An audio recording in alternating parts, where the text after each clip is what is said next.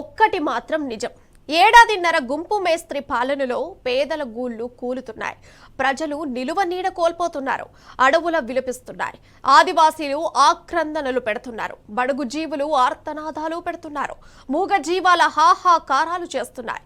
ఇలా తెలంగాణలో ఎక్కడ చూసినా విధ్వంసమే కనిపిస్తుంది. ఏడాదిన్నరలో వేసిన పునాదుల జాడలు లేవు, కానీ పేదల బతుకులు మాత్రం కుప్పకూలుతున్నాయి. ఒక్క ఇటుక పేర్చింది లేదు, కానీ ఏళ్ల కింద కట్టుకున్న ఇండ్లు మాత్రం నేలమట్టమవుతున్నాయి. పాలిచ్చే ఆవును కాదనుకొని దున్నపోతును తెచ్చుకున్నామన్న భావన తెలంగాణ ప్రజల్లో స్పష్టంగా కనిపిస్తుంది. అందుకే వారి ముఖాలపై చిరునవ్వులు మాయమవుతున్నాయి. పేదోళ్ల గుండెలపై బుల్డోజర్ గాయాలు చేస్తున్నాయి. దార్శనికతతో నిర్మాణాలు చేపట్టాలన్న సోయిలేని సర్కారు ఎప్పుడు ఎక్కడ కూల్చివేతలు చేపట్టాలనే ధ్యాసతోనే పనిచేస్తున్నది. రైఫిల్ రెడ్డి పాలనలో కనిపిస్తున్నవి కూలిన గోడలు, కన్నీటి జాడలు.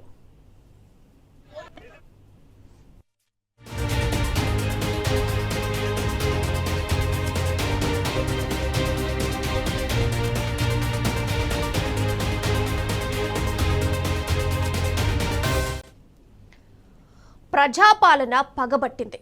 పడగ నీడలో ప్రజా పీడన సాగుతోంది. ఓట్లేసి గెలిపించినందుకు ప్రజలను కంటికి రెప్పలా కాపాడాల్సిన పాలకులు కఠినాతి కఠినంగా, అత్యంత కర్కశంగా వ్యవహరిస్తున్నారు. ఆక్రమణల కూల్చివేత అంటూ హైదరాబాద్ గుండెలపై హైడ్రా భయానక వాతావరణం సృష్టిస్తుంది. పేదల బతుకులను చిదిమేస్తుంది. ధ్వంస రచన చేస్తూ విధ్వంసం మొదలుపెట్టింది. పెద్దల ఆకాశ హర్మ్యాల కన్నెత్తి చూడని రేవంత్ సర్కార్ పేదల జీవితాలపై కత్తులు నూరుతుంది. బుల్డోజర్లను ఉసిగొలుపుతూ దాని పద ఘట్టనల నిరుపేదలను నలిపేస్తోంది. వద్దని కోర్టులు మొట్టికాయలు వేసినా, జడ్జిలు నిలబెట్టి తలంటినా హైడ్రా మారటం లేదు. పేదల జీవితాలతో ఆటలు ఆపటం లేదు.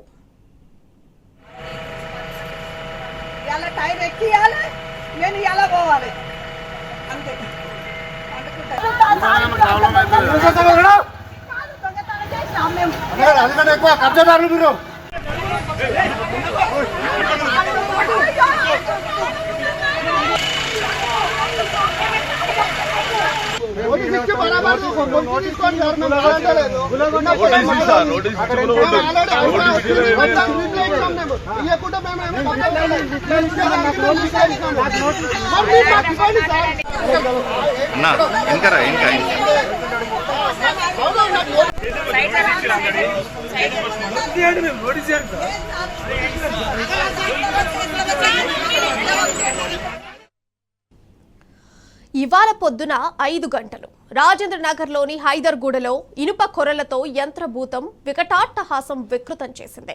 హైదర్గూడకు భారీగా చేరుకున్న హైడ్రా బలగాలు పేదల నివాసాలపైకి జేసీబీలను తోలాయి.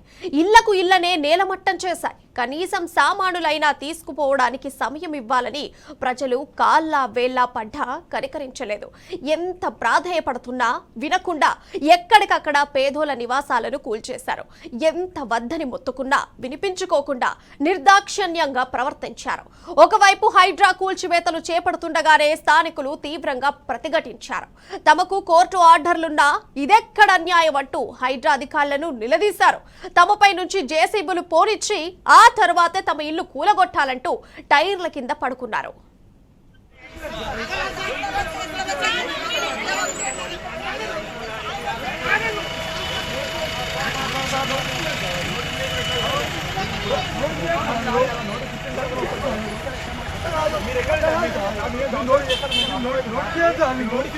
అరే నువ్వు వెనకరా బాబు, మేమున్నా, మేము తీస్తున్నాం వెనకరా.